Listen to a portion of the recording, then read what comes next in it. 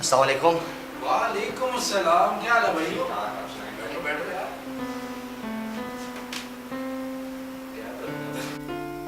सुनाओ भाइयों, फिर इस बार किसको वोट दे रहे हो?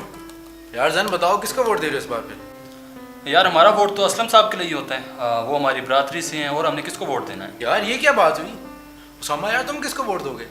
हमारा तो एक ही एमएनए है यार, फिर हर साल वही हमारे काम आता है। मेरे छोटे भाई को नौकरी पे भी उसी ने लगाया है। यार तुम लोग किस दौर में जी रहे हो भाइयों? कभी मुल्की मफाद के बारे में भी सोचा है? हुकूमत का कभी सोचा है तुम लोगों ने?